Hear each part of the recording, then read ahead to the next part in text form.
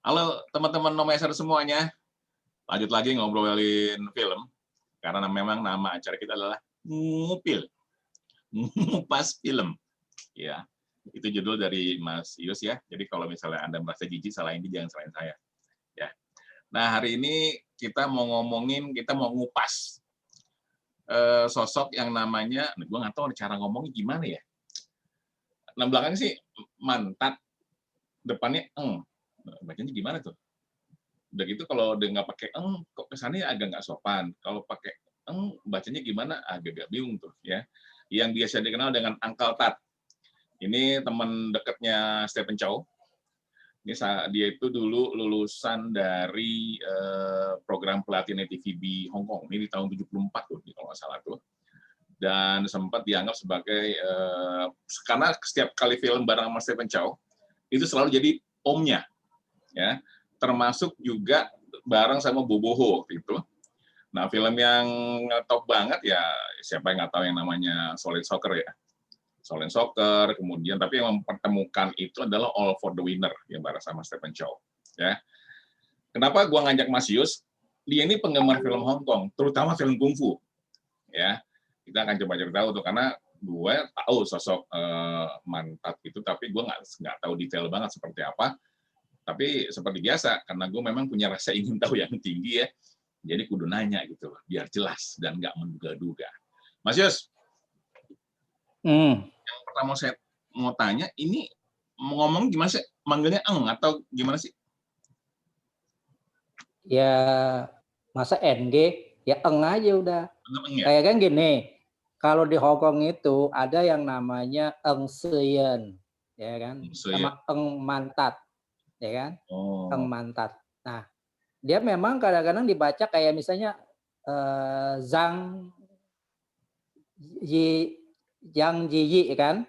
Tapi ternyata dibacanya Chang Cei. Nah, kalau kita sebagai orang Indonesia, ya udah baca aja yang seperti tulisannya. Karena daripada salah, kalau menurut saya sih kalau mau mengucapkan sebuah apa ya kata ya kita sesuaikan aja dengan lidah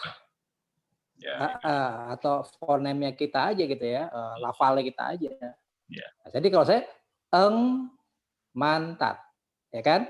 Nah, karena dia kan baru meninggal, ya meninggal dunia karena sakit ya, yang menderita lama juga ya. Jadi pantaslah kita angkat ya, mencoba menelusuri perjalanan karirnya sejak awal ya, dimulai dari tahun 1973 ya. Ya mungkin saya juga belum tahu ya bahwa dia siapa gitu, karena juga waktu itu filmnya juga belum beredar di Indonesia, mungkin kan di tahun segitu juga saya masih SD. Nah, yang menarik apa Mas dari sosok dia Mas sebenarnya Mas? Karena kan dia dikenal sebagai kayaknya apa angkalnya orang banyak gitu loh, angkalnya Stephen Chow, kemudian angkalnya si Boboho. Dia kan sebenarnya kalau saya lihat beberapa film sih bukan atlet kungfu ya, dia memang lebih kepada arahnya ke komedi, bener nggak sih Mas? Sebetulnya gini, di sinema Mandarin ya itu dikenal beberapa genre ya yang tidak sama dengan genre-genre di luar dari Cina atau Hong Kong atau Taiwan ya. Karena itu tiga perusahaan film itu berasal dari Cina, Hong Kong dan Taiwan ya. Genrenya adalah satu ada yang namanya dongeng legenda atau fairy ya gitu. Nah, terus kemudian ada juga yang namanya crime atau triad. Ya. Terus ada yang namanya kungfu. Ada namanya wuxian pian. Apa tuh? Wuxian pian ya. Wuxia pian. Jadi tentang pedang. Cerita-cerita legenda pedang-pedang. Nah. Dan komedi ya. Nah, ada juga yang tentang polis ya, ada polis itu. Nah, kenapa gue sebutin tadi ya, gue sebutin yang tadi ya, karena ada keterkaitannya dengan si Eng Mantat ini. Orang selalu melihat dia sosoknya karena dengan Stephen Chow akhirnya dia sebagai aktor komedi. Padahal tidak juga. Dia multi karakter ya dalam memerankan sebuah perannya, dia cukup bisa ya, apa aja dia bisa. Karena banyak filmnya udah 140-an film. Dia dalam membintangi entah itu sebagai figuran ya, sebagai aktor pendukung, atau kalau peran utama dia jarang ya.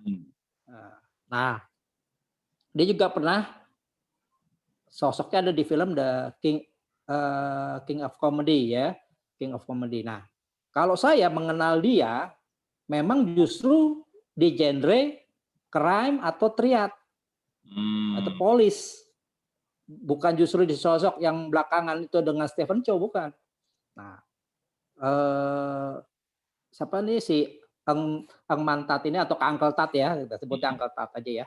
Itu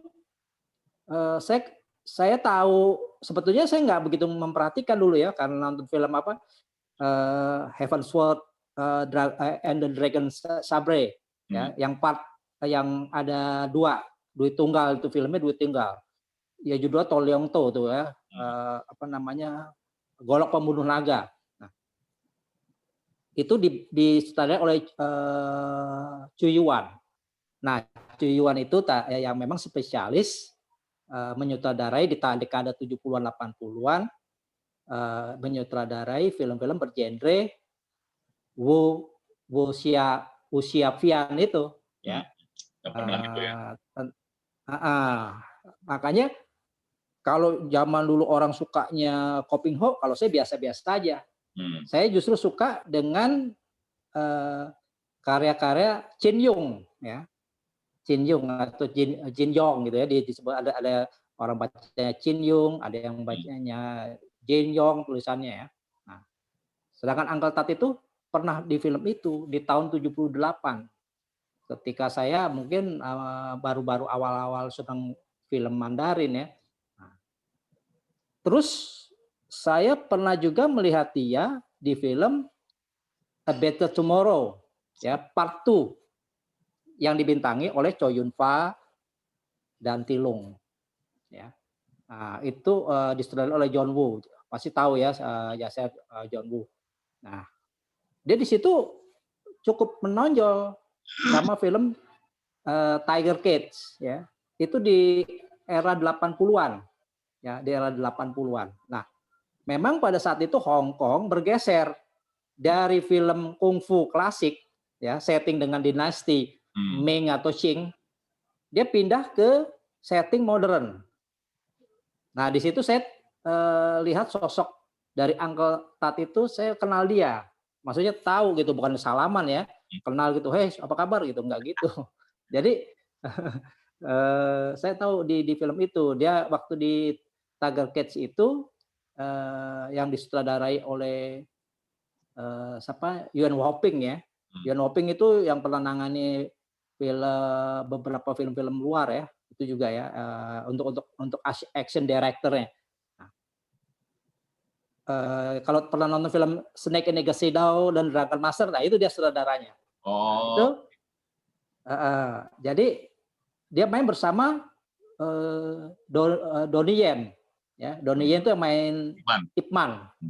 Ya, bukan IP Man ya. Banyak orang kalau nyebut gitu, IP Man apa sih? Emangnya Spider-Man ya kan? Dibacanya Ip Man ya kan. Nah, sebetulnya di ininya tulisannya Yip Man. Ip Man ya kan. Nah, kadang-kadang gitu kita suka juga bingung kalau kanton Mandarin atau apa gitu ya. Saya suka nanya juga sama orang-orang yang mengerti memang tentang Cina ya, bahasa Cina. Nah, balik lagi tadi ke Uncle Tat. Dia bisa bermain beberapa kata, pernah jadi polisi ya. Pernah jadi seorang ya paman ya, gitu ya. Pernah jadi penasihat kungfu ya. Pernah juga di geng gitu ya, segala macam. Dia pernah seperti itu beberapa kali.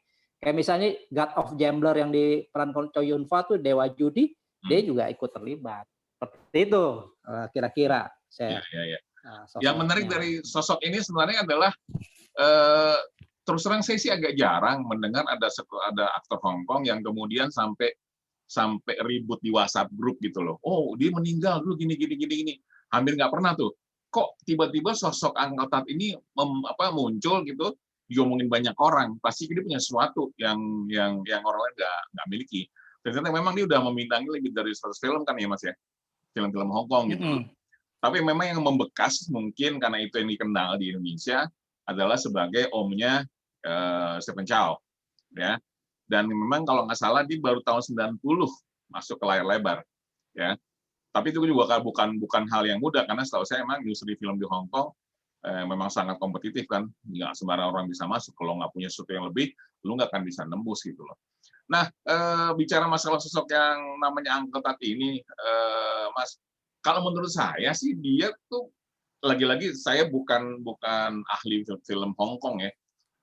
Cuman kayaknya dia emang sosok yang lebih mengutamakan karakter. Artinya apa? Emang aktor, bukan spesialis kungfu gitu sepertinya. Karena meskipun dia jadi guru pun orang Halipun, dia bukan yang mempertunjukkan gerakan kungfu yang fantastis gitu, Mas. Benar nggak sih, Mas? Dia memang lebih ke arah aktor. Iya. Iya, dia aktor. Jadi gini, dia bisa memerankan, makanya berbagai. Jadi gini, di Hong Kong itu atau di Cina atau di Taiwan tanpa perlu dia dari asli seorang aktor kungfu gitu ya, praktisi kungfu, dia bisa bermain di film genre kungfu. Seperti misalnya Liang Xiajian, tuh ada tuh Liang Xiajian. Dia cuma hanya melihat gerakan-gerakan yang diajarkan oleh action director, dia bisa ngikuti. Nah, seperti, tapi kalau ada beberapa yang memang benar-benar aktor kungfu, dia dilatih yang namanya kan di Hong Kong itu ada namanya perusahaan besar, salah satunya adalah Shaw Brothers. Nah, Shaw Brothers itu selalu mendidik para aktornya untuk bisa kungfu dilatih oleh Lu Karlung ya atau Liu Chialiang. Nah, itu memang bersaudara pinter seperti keluarganya Yuen Woping itu juga pinter banyak kungfu ya. Saudaranya semua action director semua dia. Begitu juga Liu Chiayung punya adik namanya Liu Chialiang punya adik Liu Chiayung. Punya saudara lagi Liu Chiahui ya atau Liu Chiafei yang suka main dia pernah main di film Kill Bill. Kalau pernah nonton. Ya. Nah, di Kill Bill ya. Nah, jadi memang si Uncle Tat ini hanya tahu dasar kungfu aja, tapi dia bukan praktisi kungfu. Kalau yang praktisi kungfu yang bisa bermain kungfu kayak Tilung, Chow Yun Fat pun juga tidak bisa kungfu, Andy Lau juga tidak bisa kungfu ya.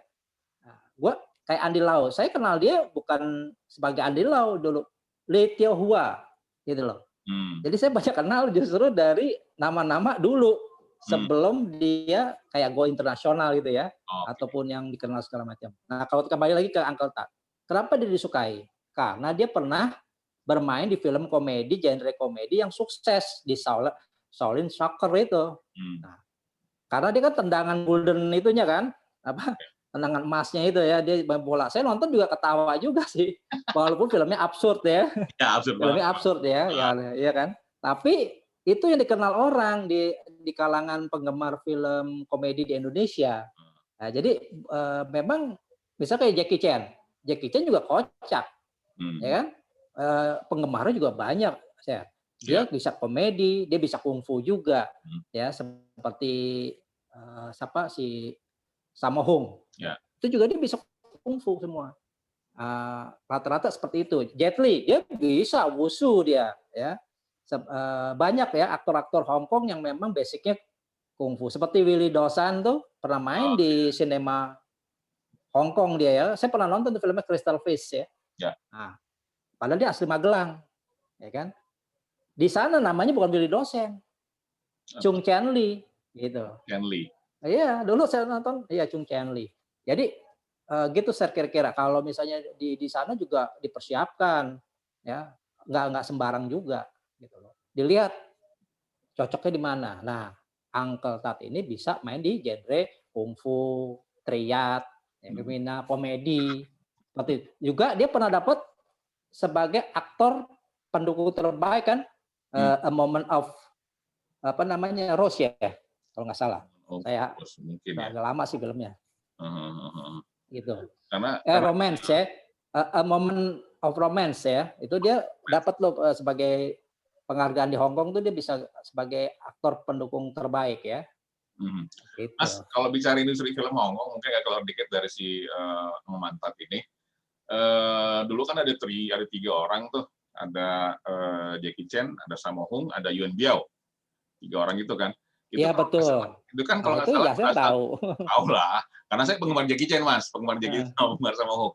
iya. Dan itu kan memang 3 mereka itu dari satu perguruan yang sama kalau nggak salah ya. Satu pertunjukan kan asalnya kan memang dari Iya, sirkus Hong Kong itu kan ya.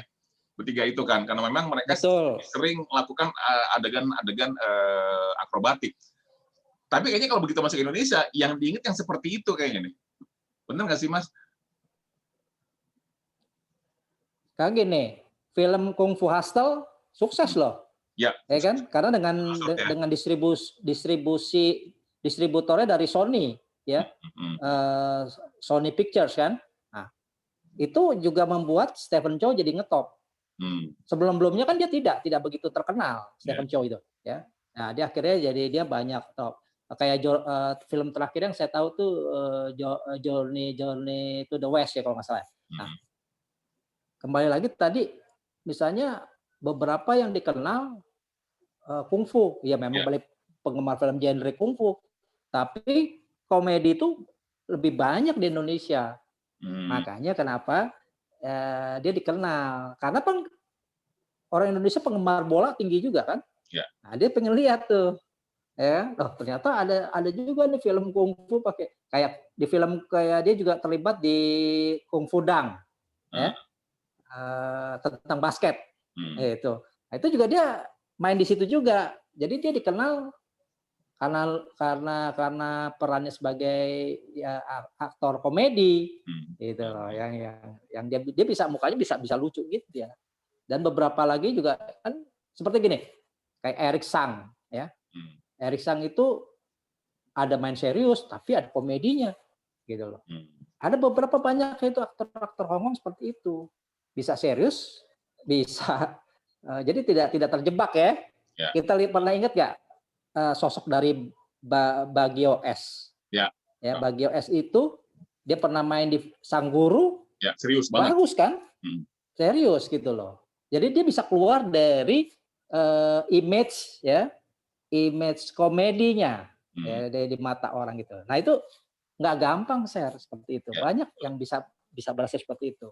Kira-kira Ya. gitu ya. Ada Bagio almarhum di film Sang Guru, ada Benyamin di apa namanya, Permata apa ya waktu itu, lupa nama itu. Dia pernah dapat juga citra untuk peran serius di film itu gitu loh, Mas. Almarhum Benyamin tuh. Duh, lupa judulnya apa tuh. Ada ya. Nah, artinya kan sebenarnya seorang aktor punya keleluasan untuk mengeksplorasi diri, kemampuannya nggak cuma di satu sisi gitu kan. Dia bisa kemudian masuk ke sisi lain. Karena ternyata Jackie Chan pun bisa main drama, meskipun mungkin orang tetap anggapnya dia itu lebih cocok untuk di film action yang komedi, jangan yang terlalu drama. Drama itu malah nggak bagus itu. Mungkin mindset udah nempel di sosok Jackie Chan itulah kemudian bikin orang mencap dia adalah ahli kungfu, stuntman yang agak sedikit gila, dan punya sense of comedy yang tinggi gitu loh. Tapi kalau lihat film-film Hong Kong yang berhasil di Indonesia itu kebanyakan yang nuansanya kungfu dan komedi, bener apa nggak Mas? Atau memang ada film-film drama ya yang tidak memunculkan action kungfu dan komedi yang juga berhasil di Indonesia, Mas? Ada. Itu yang apa? Crouching Tiger. Oh, Crouching Kan Tiger. bukan kungfu jenisnya. Sebetulnya dia ini wuxia pian kan? Wuxia pian ya. Jadi terus kemudian Seven Sword ya, Seven Sword juga gitu. Jadi ada beberapa film-film yang juga berhasil. Film apa kayak misalnya Better Tomorrow itu juga bagus, banyak kok. Makanya kenapa John Woo direkrut oleh Hollywood. Karena keberhasilan dia di film Better Tomorrow itu. Gitu. Jadi nggak semuanya juga kungfu. Karena memang gini, budaya Cina, ya, tradisi Cina itu kan identik dengan kungfu. Seperti tadi misalnya, ya saya menyinggung tentang itu pemain sirkus segala macam. Ya seperti kita juga lihat baru-baru ini barongsai, pemain barongsai. Ternyata nggak gampang kan? Hmm. Dia harus punya fisik yang kuat, lompatan yang benar. Coba di antara tonggak-tonggak kayu dia harus bisa melangkah dengan tepat. Nah, begitu itu dasar-dasar kungfu juga seperti itu. Jadi ada beberapa film-film film-film dari Yang Jimou ya, Yang Jimou saya lupa ya filmnya itu ada beberapa filmnya berhasil. Ya, ada beberapa pokoknya karya-karya Yang Jimou. Nah, itu banyak yang berhasil. Saya kadang-kadang lupa share itu kan. Kebanyakan ininya apa namanya? Kebanyakan nonton, kebanyakan data. Tapi ya itu saudaranya. Mas, Tapi film juga ini juga gitu loh. Mas, kalau aktor Indonesia yang menurut Mas itu sejajar dengan Uncle Tat siapa, Mas? Aktor Indonesia. Aktor Indonesia ya. Yang setara dengan yang bisa Uncle serba Tat. bisa ya istilahnya yang all round ya. Bener nggak Benyamin, Mas? Siapa ya? Ya Benyamin, saya kagum tuh sama Benyamin gini. Suaranya bagus, ya. Actingnya juga bagus. Ya. Dia bisa juga berkomedi gitu ya, dia bisa ya. Saya kagum sama ininya dia, keaktorannya loh. Keartisannya dia. Dia suara kalau nyanyi bagus loh suaranya. Emang, gitu loh ya kan? Ya, setuju. Bagus ya. Terus saya juga mengagumi Bing Slamet ya. Nah, Bing ya. Slamet saya juga suka gitu ya. Kalau yang sekarang siapa Mas kira-kira setara dengan mereka, Mas? Tanpa mengecilkan arti aktor sekarang ya, cuman kan kita tetap pengen ada sesuatu yang muncul yang beda dari biasanya. Kira-kira kalau sekarang siapa Mas aktor yang sekarang yang setara dengan Uncle Tat dan yang lainnya?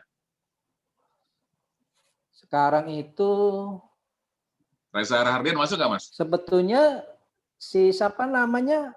Siapa? Reza Rahardian masuk nggak kategori itu?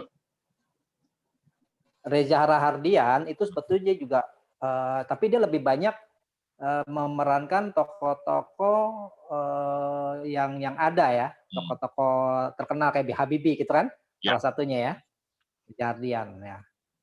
Tapi kalau Vino Bastian juga bagus juga dia. Dia bisa main di film action, komedi, drama juga. Ya kan? Terus main di FTV juga bisa dia. Saya ngeliatnya gitu juga ya. Iya. Oh ya, dia cukup. Cukup apa? Ya, saya baru ingat filmnya Benyamin yang menampilkan dia dengan serius adalah Intan Berduri. Jadi ada dua aktor yang benar.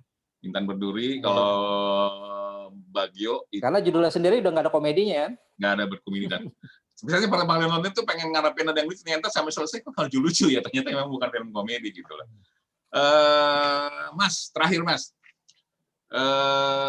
kalau misalnya nih apa namanya di Indonesia bikin film kungfu, dulu kan pernah ya kalau nggak salah Seruling Emas ya, film kungfu ya. Iya. Kalau toh memang mau dibuat lagi, kira-kira punya market nggak Mas di Indonesia film-film action yang kungfu?